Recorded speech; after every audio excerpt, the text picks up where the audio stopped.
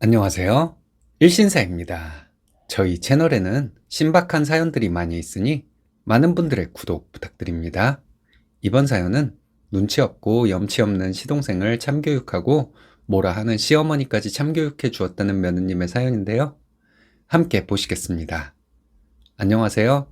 서울 근교 수도권에 사는 40대 여자입니다. 초등학생 아이 하나 있고요. 시누이 시집살이에 몸살을 앓고 있는 분들이 아직도 많은 것 같네요. 저는 시동생 얘기를 한번 해보고 싶어서 이렇게 글을 적어봅니다. 남편은 3남매예요. 여동생 하나와 남동생 하나가 있습니다. 시동생은 남편과 7살 차이가 나요. 신우도 남편보다 4살이 어린데 동생들과 나이 차이가 좀 있다 보니 남편은 어렸을 때부터 동생들을 자기가 보살펴야 한다고 생각하며 자랐다고 합니다. 남편과 연애할 때부터 시동생과 신우를 함께 만나 밥도 사주고 술도 사주고 그랬어요. 시동생과 신우는 둘 다 순한 성격이에요. 그런데 눈치가 없다고 해야 하나? 시동생과 신우를 보면 나중에 깨달은 것이 성격이 순한 것과 착한 것은 별개의 문제라는 것입니다. 남편은 눈치도 빠르고 남들에게 도움을 주지는 못해도 패는 끼치지 말고 살자는 주의입니다. 그런데 시동생과 신우는 정말 눈치가 없어요. 시동생은 막내로 자라서 그런지 심하게 눈치가 없는 사람이었습니다. 지금도 가끔 시동생이 어떻게 회사를 다니며 사회생활을 하는지 신기할 정도예요. 사람이 모난 면이 없어서 뭐라 하기도 좀 그렇고 눈치는 없어서 제멋대로 행동하고 이런 사람 보면 얼마나 답답하고 스트레스 받는지 아시는 분들은 아실 거예요. 저희는 비슷하게 비용을 들여 결혼했습니다. 연봉은 남편이 높기는 하지만 크게 차이가 나는 것은 아니에요. 결혼 준비를 하는 기간에 시댁에 몇 번 갔었는데 저희가 결혼 후에 어찌 살아가야 할지에 대해 정해주려는 사람이 시동생이었어요. 맞벌이를 해야 하니 아이는 2년 뒤에 낳는 것이 좋겠다. 아이는 둘을 낳아라. 형수가 다니는 회사 육아휴직은 확실히 보장이 되냐? 이런 말을 했던 것이 20대 중반의 시동생이었습니다. 그 어린 나이에 예비 형수에게 이런 말을 한다는 것이 이해가 가시나요? 지나고 나서 생각해보니 남편과 시어머니에게도 열받더라고요. 저런 눈치 없는 소리 하는 시동생을 그 자리에서 바로 혼내지 않았다는 것 때문에요. 신혼 때 저희 집과 시동생 자취방이 버스로 2정류장 거리에 있었습니다.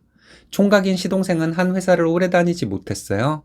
퇴사하고 입사하기를 반복했는데 몇 달간 쉬고 있던 기간도 있었습니다.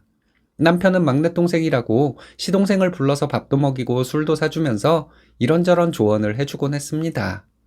회사 일도 힘든 남편이 자기 동생 걱정하느라 피로가 누적되는 것이 저는 사실 좀 마음 아팠거든요. 하루는 제가 회사에서 일하고 있는데 시동생에게 전화가 왔어요. 형수, 고용보험 상담해야 하는데 땡땡시 고용보험센터 연락처 좀 알아봐 주세요. 이러는데 참 황당했습니다. 그걸 놀고 있는 자기가 알아보면 되지. 회사에서 일하고 있는 나에게 검색을 해달라고 하나?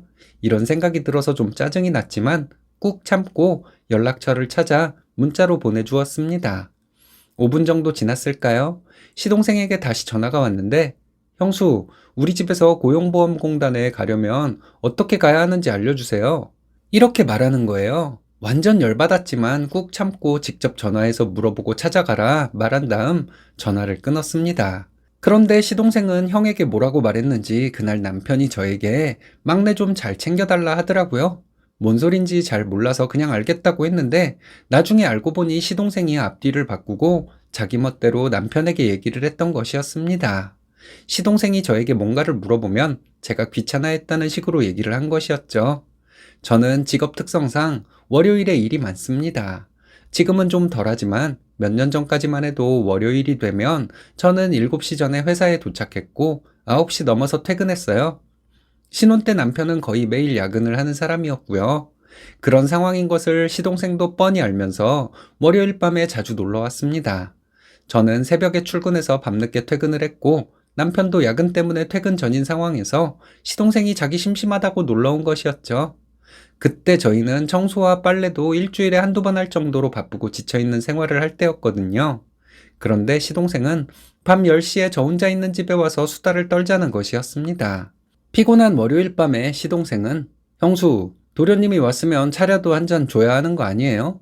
웃으면서 이렇게 말하는데 웃는 얼굴에 침 뱉고 싶었네요. 웃는 얼굴에 침 못 뱉는다는 말이 있지만 저는 웃는 얼굴에 침을 뱉을 수 있는 것을 그때 알았습니다.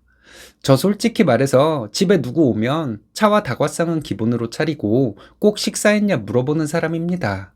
그런 제가 월요일에 얼마나 힘들었으면 시동생이 왔는데 차 한 잔 줄 생각도 못 했겠어요? 그런 상황을 모르는 것도 아니면서 대접을 받고 자기 말동무가 되어주기를 바라는 시동생 때문에 어이가 없었네요. 게다가 저보다 한참 어린 시동생이 형수님도 아니고 형수라고 부르며 눈치 없는 행동을 하니 정말 욕 나올 뻔했습니다. 한 번은 제가 금토 회사 워크샵을 다녀왔는데 집에 와보니 집안에 있는 냄비며 후라이팬이며 다 꺼내져 있고 냉장고에서 식재료를 꺼내 뭔가를 해먹은 흔적들이 곳곳에 남아있더라고요. 심지어 음식 찌꺼기가 싱크대 밑에 떨어져 있는데도 그대로 두고 그릇 하나 씻어놓지 않은 상태였습니다. 너무 화가 나서 남편에게 바로 전화를 했죠. 너희 형제들 집에서 뭘 해 처먹었길래 이렇게 집이 더럽냐? 처먹었으면 치워놓던가 해야지. 이거 나 엿먹이려고 그대로 둔 것이냐? 했는데 남편은 미안하다고 하더라고요. 이건 시동생 잘못만은 아니라 생각했습니다. 남편도 잘못한 것이라 생각했어요. 형제가 참 쌍으로 거지 같다는 생각이었네요. 가정교육의 문제란 생각도 들었습니다. 시부모님이 자식 교육을 잘못 시켰다는 생각도 들었는데 시어머니는 저에게 전화로 시동생 잘 돌봐주라 하셨거든요. 참다 못해 시어머니에게 시동생이 이런 행동을 한다며 몇 번 얘기를 했습니다. 시어머니는 걔가 아직 어려서 그런 거니 네가 이해해라 하시는데 20대 후반이 그런 행동을 할 나이는 아니잖아요. 시어머니는 자식 감싸기 바쁘고 남편은 제가 난리를 쳐야지나 사과하고 바뀌려고 노력하는 정도이니 너무 스트레스를 받으며 살았습니다. 사람 성격이 순하기만 하면 뭐하나요? 상대방이 불편하다는 생각은 전혀 못하는데요. 한 번은 제가 월차를 쓴 날 오전에 헬스장에 다녀왔어요.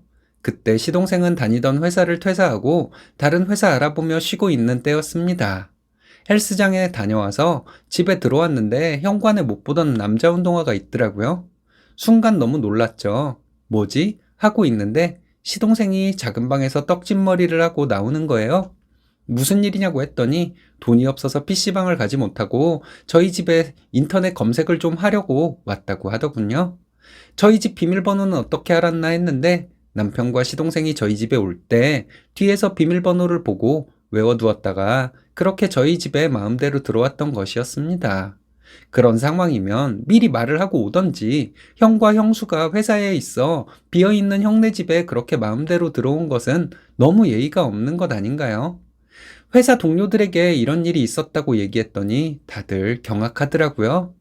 신우도 좀 그렇긴 하지만 시동생은 눈치가 참 없는 사람입니다.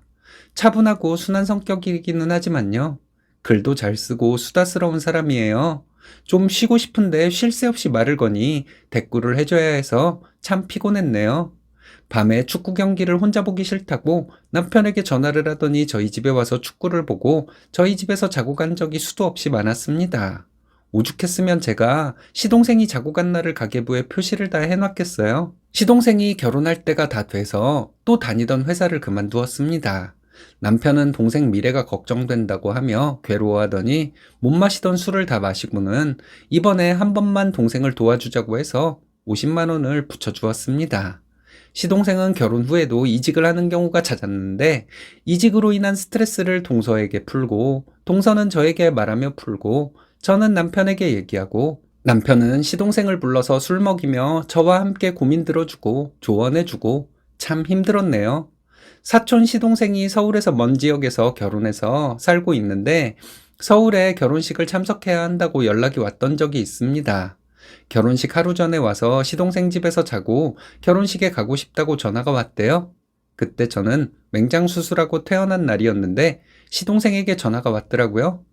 사촌형이 자기네 집에 와서 자겠다 해서 너무 불편할 것 같다고 하더군요. 새벽에 출발하던지 서울에 와서 호텔에서 자고 가던지 할 것이지 자기한테 사촌형이 그런 연락을 했다고 볼멘소리를 했습니다. 그러면서 저에게 사촌 시동생을 저희 집에서 재워주라고 하더군요. 정말 기가 막혔습니다. 수술하고 퇴원해서 힘든 와중에도 욕이 나오려는데 억지로 참았네요. 나는 오늘 퇴원했는데 이게 무슨 말이냐? 이 상황에서 사촌 시동생 가족을 나보고 재워주며 뒤치다꺼리를 하라는 것이 말이 되냐? 정말 없는 힘을 쥐어짜내서 언성 높여 말했습니다.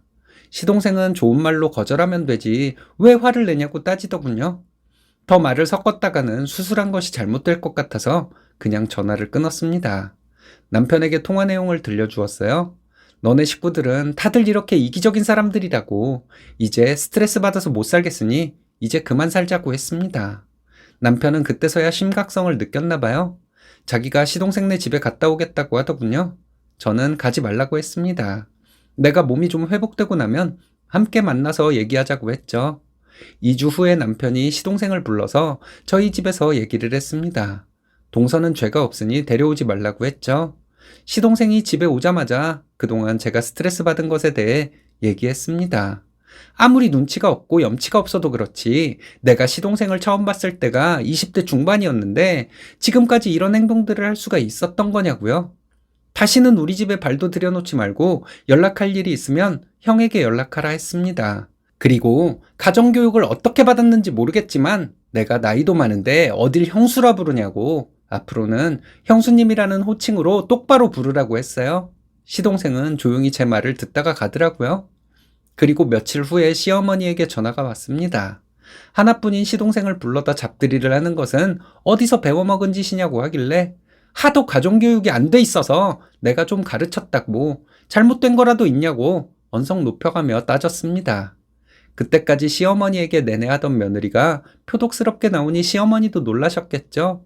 말씀을 못 잊고 계시길래 눈치 없는 시동생 때문에 이혼 생각 간절하니 장남 이혼하는 꼴 보기 싫으시면 지금부터라도 시동생 교육시키라 말하고 전화 끊어버렸습니다. 그 후로 시동생 때문에 스트레스를 받은 적은 없었어요. 남편이 시어머니께 전화해서 시동생 때문에 우리 결혼 생활이 힘들어진다고 난리를 쳤대요. 그리고 시동생은 남편이 알아서 차단해 주었습니다. 좀 긴 세월을 그렇게 스트레스 받으며 살아서 그런지 지금도 시동생을 보면 인상부터 써져요. 시동생은 아이 둘 낳고 살고 있습니다. 동서가 저에게 힘들다고 하소연하곤 하는데 동서 마음 충분히 이해가 가서 동서 얘기를 들어주며 풀어주곤 해요. 얼마 전에 시동생에게 말했어요. 생각 좀 하고 살라고요. 내가 지금도 삼촌 뒤치다꺼리 하고 있는데 주변 사람들 생각도 좀 하고 살라고요. 시동생은 뭔 소린지 못 알아들은 것 같고 알아들으려는 의지도 없어 보였습니다. 그냥 저도 모른 채 하고 살아야죠. 동서 하소연이나 들어주는 것으로 저는 시댁에 잘하고 있다 생각하려고 합니다. 순한 성격에 눈치 없고 염치 없는 사람은 주변 사람 참 힘들게 하죠. 쓰니님 마음고생이 참 심했을 것 같습니다. 착한 사람, 순한 사람은 별개인 것 같네요. 여러분들의 생각은 어떤가요?